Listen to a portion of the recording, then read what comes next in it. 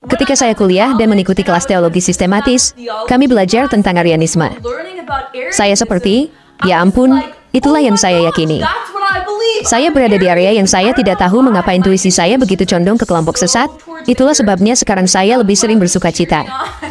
Aku percaya akan Roh Kudus, Gereja Kristus yang kudus, persekutuan para kudus, pengampunan dosa, kebangkitan badan, kehidupan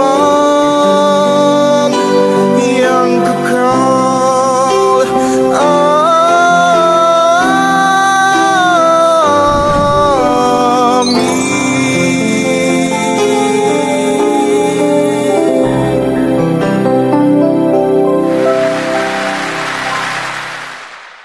Salve.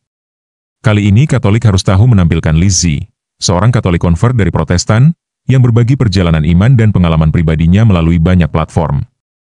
Sebagai mahasiswa jurusan filsafat dari sebuah universitas Kristen Protestan, ia mendedikasikan musim panasnya untuk karya misionaris di Thailand. Hidupnya berubah drastis pada tahun 2016 ketika ia didiagnosis menderita gangguan bipolar, yang mendorongnya untuk membuat lebih dari 70 video untuk memproses dan berbagi perjalanan kesehatan mentalnya. Pada tahun 2018, perpindahannya ke Katolik menandai perubahan besar lainnya, menginspirasi lebih dari 100 video yang mendokumentasikan perjalanannya menuju gereja Katolik.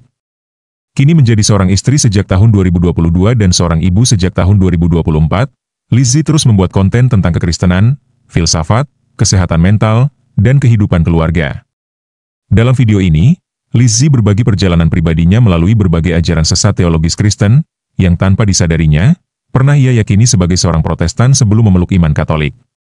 Ia membahas bagaimana pemahaman awalnya tentang Yesus, Tritunggal, dan keselamatan dibentuk oleh kesalahpahaman dan teologi yang tidak lengkap yang umum di kalangan Protestan dan kelompok Kristen lainnya.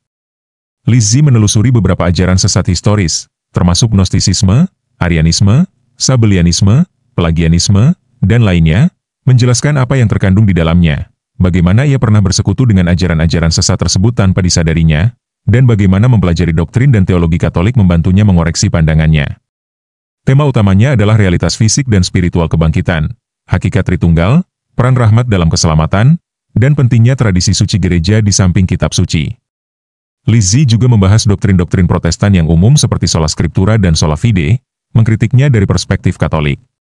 Lizzie menekankan kerendahan hati, misteri iman, dan kuasa transformatif rahmat Allah dalam kehidupan Kristen. Mari kita simak lebih dekat penjelasan Lizzie tentang 10 ajaran sesat yang tanpa ia sadari dulu ia yakini sebagai seorang Protestan. Katolik Harus Tahu menerjemahkannya untuk Anda. Hai teman-teman, ini Lizzie. Jadi, saya pikir ini akan menjadi video yang sangat menyenangkan. Ajaran sesat yang dulu saya percayai. Dan saya hanya ingin menegaskan, saya tidak mendukung orang-orang yang menyebut orang sesat atau yang berkata anatema. Tetapi saya pikir saya boleh menyebut diri saya sesat. Dan ini hanyalah hal-hal yang secara historis telah menjadi ajaran sesat selama bertahun-tahun.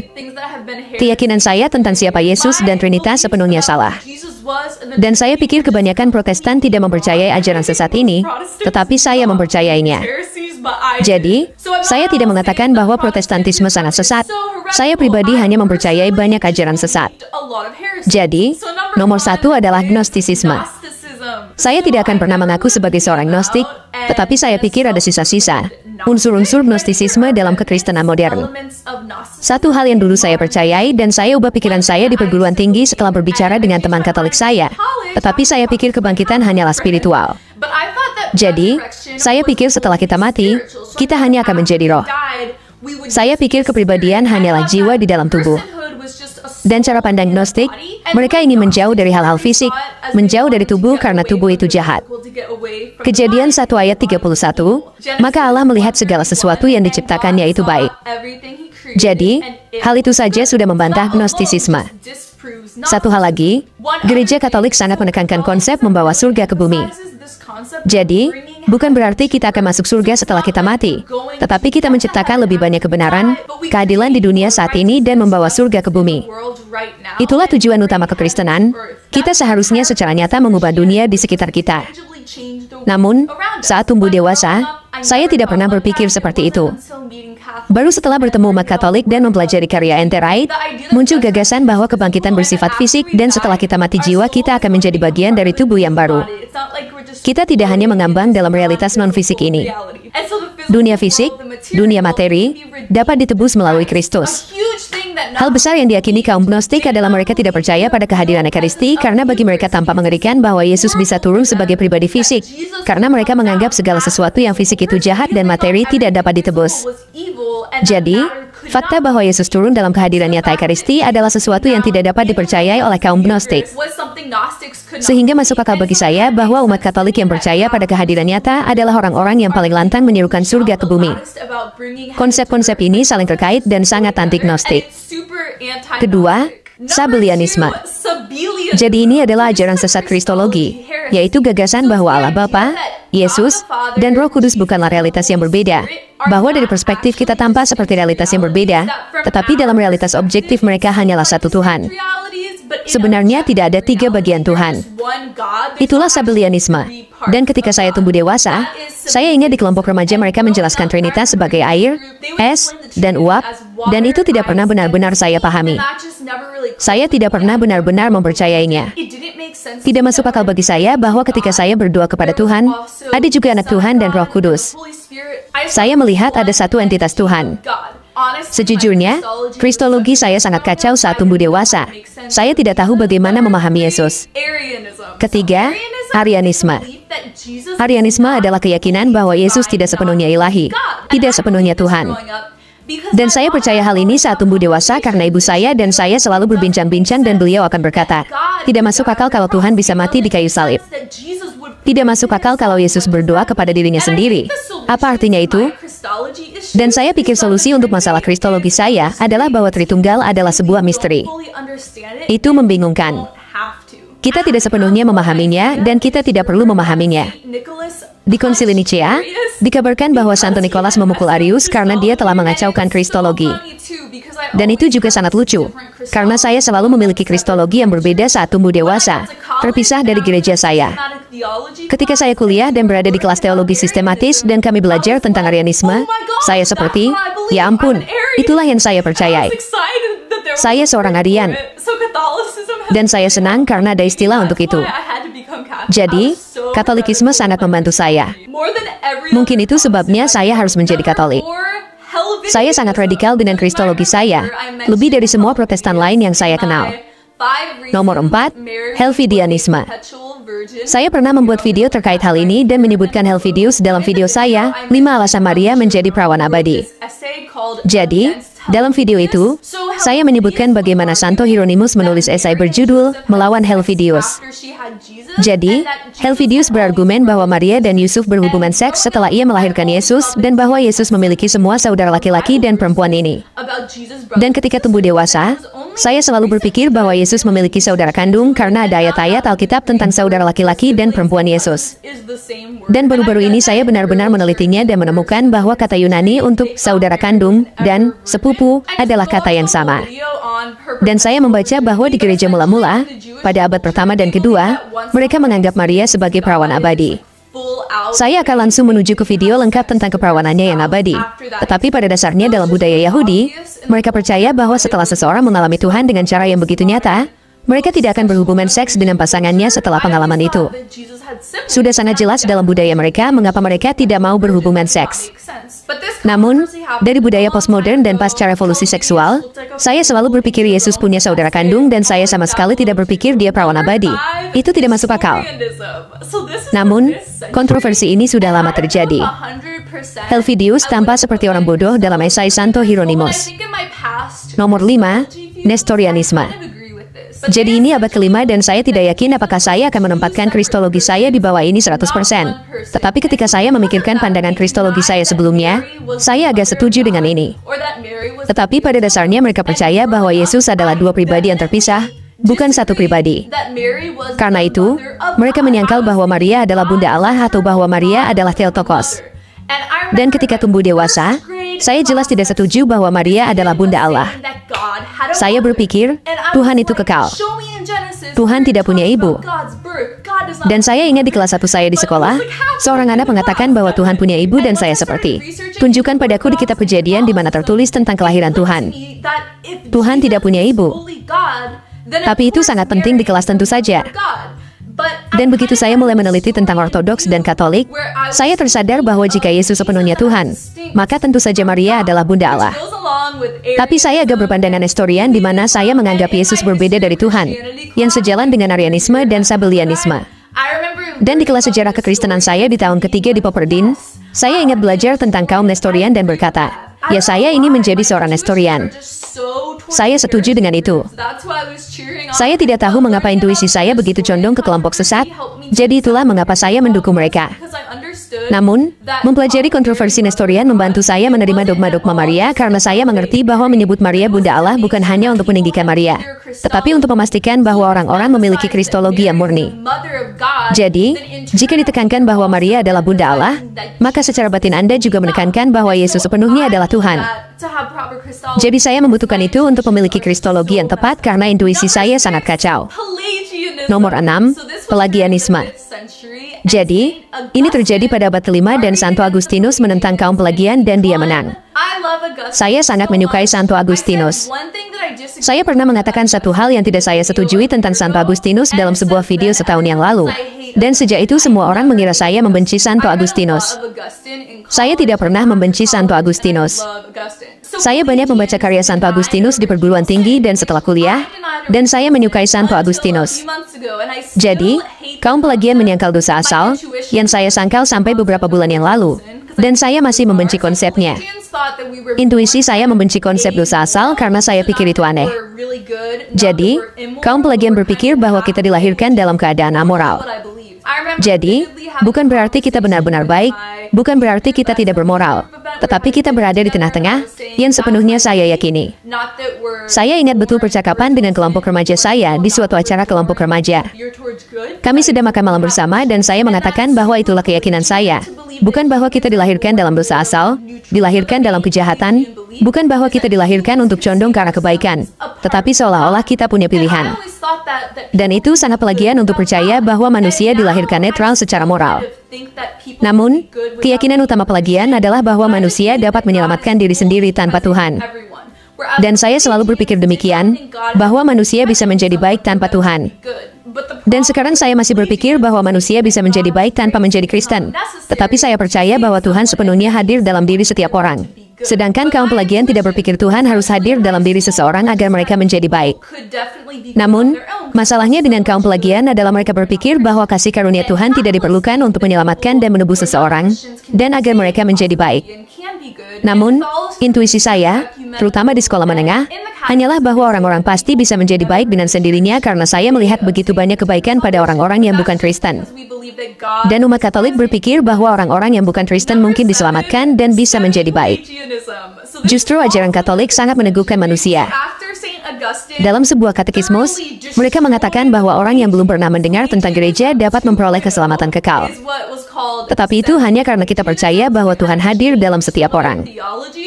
Nomor 7, Semi-Pelagianisme. Jadi ini juga terjadi di abad ke-5. Setelah Santo Agustinus menghancurkan kaum Pelagian secara menyeluruh, Pelagianisme II disebut Semi-Pelagianisme. Mereka mengubah beberapa teologi mereka.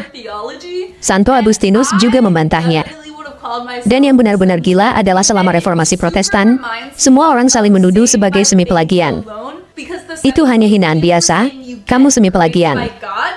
Jadi saya memikirkan teologi saya sebelumnya, dan saya pasti akan menyebut diri saya seorang semi-Pelagian. Itu sangat mengingatkan saya pada, diselamatkan hanya oleh iman, karena kaum semi-Pelagian berkata, kamu mendapatkan kasih karunia dari Tuhan, hampir seperti kamu diselamatkan dalam sekejap, dan kemudian kamu menjadi baik melalui kekuatanmu sendiri. Sedangkan dalam Katolik, ketika kita menolak, diselamatkan hanya oleh iman. Itu karena hampir menolak kuasa Tuhan dalam proses penebusan kita dan penebusan dunia. Jadi dalam Katolik, kita akan mengatakan bahwa kita membutuhkan rahmat Tuhan terus-menerus untuk menebus dan mengubah kita.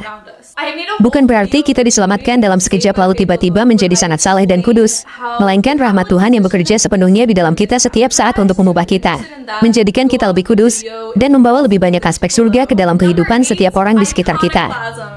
Saya telah membuat video lengkap yang membantah, diselamatkan hanya oleh iman, di mana saya menjelaskan bagaimana posisi Katolik telah dikategorikan secara keliru. Jadi jika Anda tertarik, silakan tonton videonya. Nomor 8, ikonoklasme. Jadi ini terjadi pada abad ke-7 dan ke-8. Dan ini adalah keyakinan bahwa kita tidak boleh memiliki gambar dan patung Yesus, Maria, Yusuf, para rasul, Kristen, selama bertahun-tahun, hanya karena penolakan terhadap seni Kristen. Dan saya percaya ketika tumbuh dewasa bahwa orang-orang ini menyembah patung dan gambar. Dan saya tidak mengerti penghormatan. Mengapa Anda ingin berdoa kepada seseorang selain Tuhan? Itu tidak masuk akal bagi saya. Jadi saya menginginkan gereja yang berdinding putih dan tanpa dekorasi apapun karena saya tidak percaya dekorasinya. Saya pikir mereka menyembahnya. Kontroversi ikonoklasme, beberapa orang menolak gambar. Saya membuat video lengkap tentang ikon, membahas bagaimana itu bukan penyembahan berhala.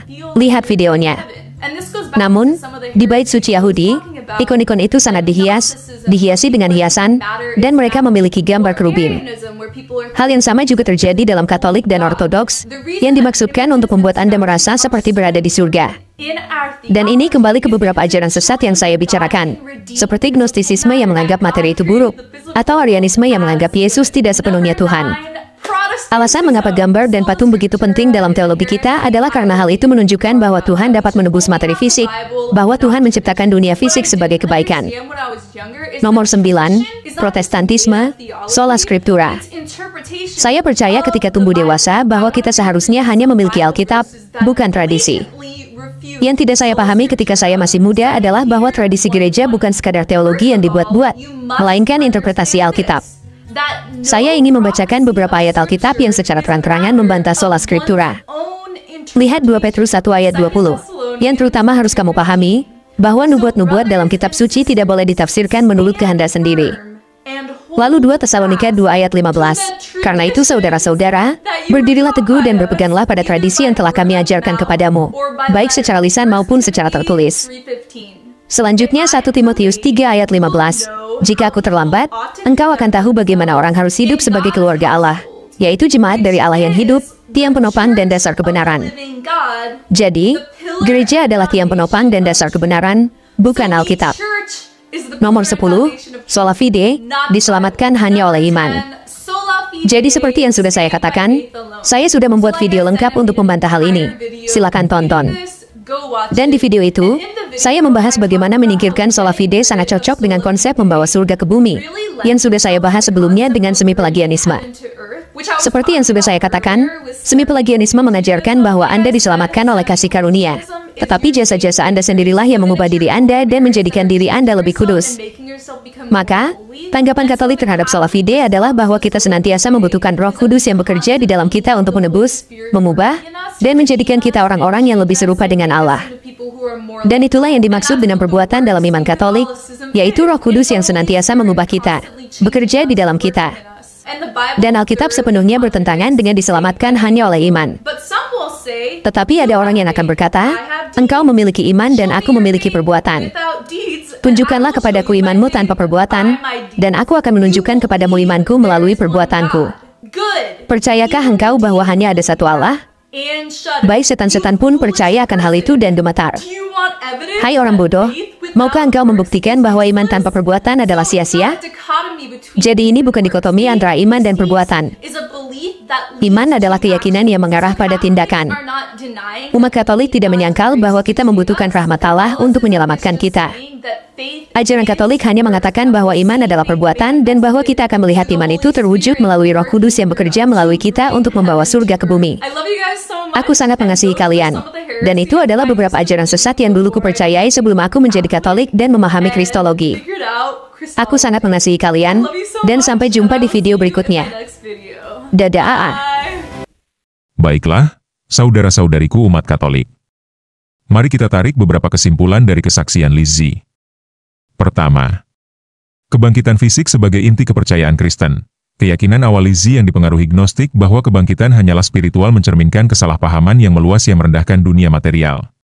Penekanan Katolikisme pada kebaikan ciptaan dan kebangkitan tubuh menantang dualisme ini, dengan menekankan bahwa Tuhan tidak hanya menebus jiwa, tetapi juga seluruh pribadi dan dunia fisik. Pandangan holistik ini sangat memengaruhi ibadah dan pengharapan Kristen. Kedua, misteri dan kesalahpahaman Trinitas. Sabellianisme, yang mereduksi Trinitas menjadi satu pribadi yang bermanifestasi dalam tiga wujud, menggambarkan kesulitan memahami pemahaman Katolik tentang satu Tuhan dalam tiga pribadi yang berbeda. Perjalanan Lizzie menunjukkan bagaimana kebingungan teologis awal dapat terus berlanjut tanpa katekese yang tepat, dan mengapa doktrin Trinitas Gereja penting untuk memahami keilahian Yesus dan hakikat relasional dalam keilahian. Ketiga, penyangkalan Arianisme terhadap keilahian penuh Yesus merusak keselamatan. Dengan meyakini bahwa Yesus adalah makhluk ciptaan dan bukan sepenuhnya Tuhan, Arianisme mengkompromikan klaim Kristen bahwa kematian dan kebangkitan Yesus memiliki kuasa keselamatan yang tak terbatas. Pengakuan Lizzie terhadap ajaran sesat ini di masa lalunya menyoroti pentingnya Kristologi Katolik untuk menjaga integritas soteriologi Kristen. Keempat, doktrin Maria dan Kristologi saling berkaitan. Ajaran sesat yang menyangkal keperawanan abadi Maria atau gelarnya sebagai Theotokos, Bunda Allah, bermula dari pemahaman yang tidak lengkap tentang kodrat ilahi Yesus. Penerimaan Lizzie terhadap dogma-dogma Maria setelah mempelajari Katolik menggarisbawahi bagaimana Mariologi melindungi Kristologi yang benar dengan meneguhkan keilahian dan kemanusiaan Yesus yang sejati. Kelima, rahmat dan kerja sama manusia dalam keselamatan. Pelagianisme dan semi-pelagianisme, yang menekankan kemampuan manusia untuk mencapai kebaikan atau keselamatan tanpa rahmat Allah, bertentangan dengan ajaran Katolik tentang perlunya rahmat.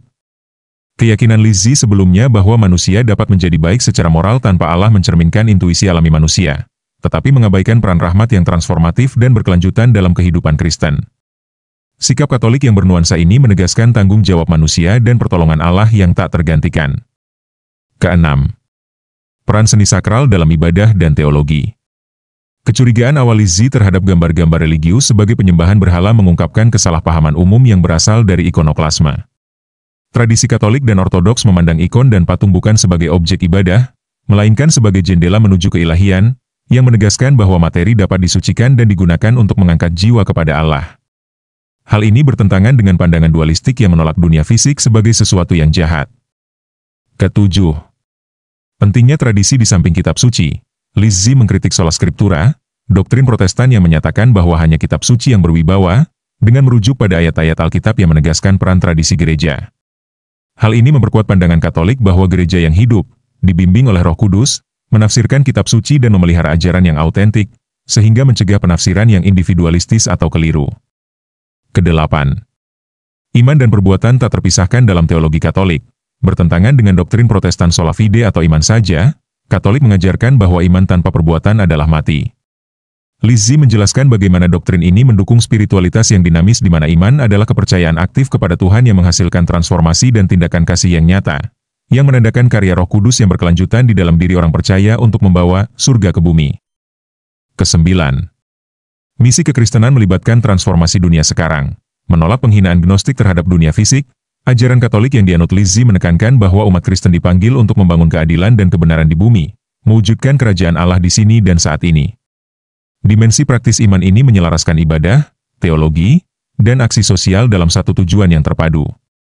Secara singkat, eksplorasi jujur Lizzie tentang kesalahpahaman teologisnya di masa lalu memberikan gambaran yang kaya tentang ajaran sesat Kristen utama dan implikasinya, sekaligus menggambarkan kekuatan korektif doktrin Katolik.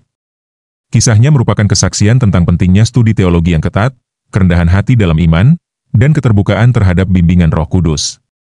Dengan membahas isu-isu mendasar seperti hakikat Kristus, Tritunggal, kasih karunia, keselamatan, dan peran tradisi, refleksi Lizzie menawarkan wawasan berharga bagi siapapun yang bergulat dengan teologi Kristen dan mencari pemahaman yang lebih mendalam dan ortodoks tentang iman mereka. Aku percaya akan Roh Kudus, Gereja Kristus yang kudus.